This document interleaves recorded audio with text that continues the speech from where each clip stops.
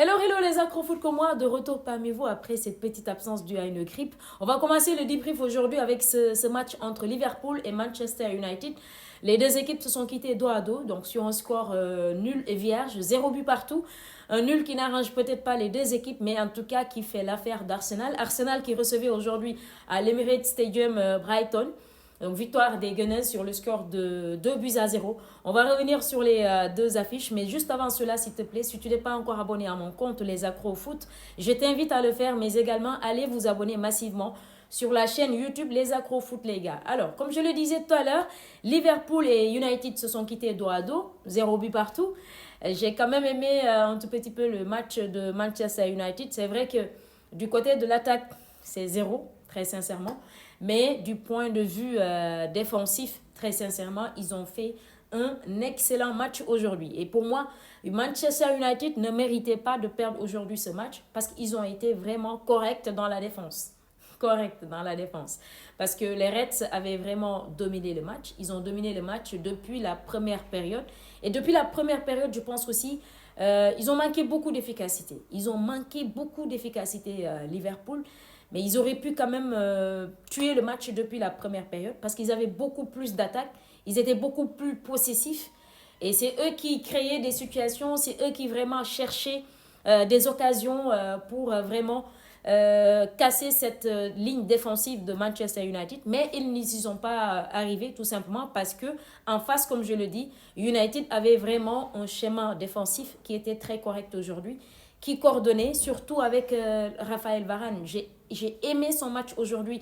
Il a pratiquement intercepté tous les ballons, en tout cas dangereux, de Liverpool. Il a gagné pratiquement tous les duels face à un raid. Donc aujourd'hui, c'était vraiment un match correct. Surtout Dalot également, Evans et l'autre League Show. Ils ont fait un très bon match.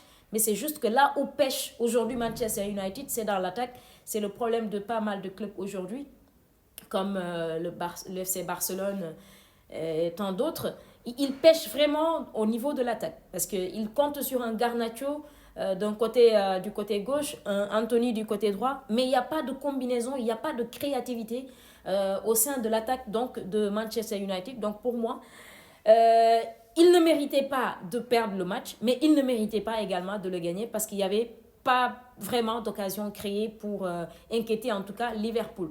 En tout cas, donc, ils se sont quittés sur un score nul et vierge qui fait l'affaire d'Arsenal, comme je le disais tout à l'heure. Arsenal qui avait un petit peu, ils avaient un peu de problème pour vraiment inquiéter cette défense aussi de Brighton qui était très très très bonne.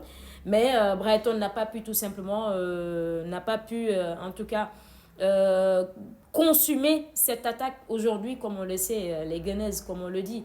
C'est une équipe qui a grandi, c'est une équipe qui a mûri et ils le montrent en tout cas cette saison parce que l'année passée, pour moi, ils apprennent de leurs erreurs sur l'année passée où ils ont vraiment laissé filer leur chance d'être champions d'Angleterre. Ils ont laissé cette chance donc à City. Mais cette année, je pense que c'est une équipe beaucoup plus mûre, beaucoup plus collective dans le jeu. Et donc, ils n'ont pas pu, Brighton n'a pas pu tout simplement consumer cette attaque d'Arsenal. Donc, 2 buts marqués par Gabriel Jesus et Aves. Et comme je le disais tout à l'heure, le nul de Liverpool fait l'affaire d'Arsenal. Arsenal qui reprend donc la tête de la Premier League. Il y avait également le match entre Aston Villa et Brentford. Brentford qui menait Aston Villa jusqu'à la fin de la première période. Mais en deuxième période également, face à des vilains beaucoup plus... c'est des vilains tout simplement, comme on le sait, qui sont très performants, qui montrent de très belles choses cette saison en Premier League. Et donc, ils n'ont pas pu tout simplement aussi... en tout cas tenir face à ces vilains qui étaient quand même très conquérants dans la surface donc de Brentford. Alors, à la 77e minute, ils ont pu... bon, parce que du côté de Brentford également, il y avait un rouge à la 72e minute de jeu, je pense bien. Et à la 77e minute, donc Aston Villa a pu revenir au match. Et dans les 10 dernières minutes, ils ont pu donc marquer le deuxième but victorieux de cette rencontre, ce qui permet à Aston Villa d'être troisième en Premier League. Liverpool toujours deuxième et Arsenal premier donc de la Premier League. Alors, en Serie A, il y avait hier le match entre entre l'AC Milan, victoire donc de l'AC Milan sur le score de 3 buts à 0 face à cette équipe de Monza. Et il y avait également le Naples qui recevait également Cagliari, victoire de 2 buts à 1 de Naples, du champion en titre, avec un magnifique également but, ou en tout cas une fiesta dans la défense de Cagliari, du ballon d'or africain Osimhen. Je mettrai la vidéo en évidence. Vous verrez le deuxième but marqué par le Naples. Mais c'était un festival que Victor Osimhen a tout simplement fait dans la surface donc, de Cagliari. On y reviendra bien évidemment. Alors, du côté de la France, donc en Ligue 1, il y a toujours Marseille qui est quand même sur une période... Bon, apparemment, voilà, c'est fini. Les Marseillais se sont tout simplement réveillés. Donc, victoire, Marseille qui recevait... Non, ils étaient en déplacement, bien évidemment. Marseille qui recevait donc Clermont, victoire des Marseillais sur le score de 2 buts à 1 avec des buts de Murillo et de Harit. Donc, et également une passe décisive en tout cas de Aubameyang qui est sur une période vraiment aussi top. Il a retrouvé ses jambes, il a retrouvé le chemin défilé. Et c'est pour le bonheur, bien évidemment, de Marseille. Parce que Marseille commence quand même à enchaîner des matchs, je pense qu'ils sont à plus de 4 matchs, 4 victoires. Donc, c'est une très bonne période pour eux. Alors, du côté de la Bundesliga, Leverkusen, le Bayern Leverkusen qui continue tout simplement sa belle saison. Toujours 0 défaite. Alors, il recevait aujourd'hui donc... Francfort, victoire de 3 buts à 0.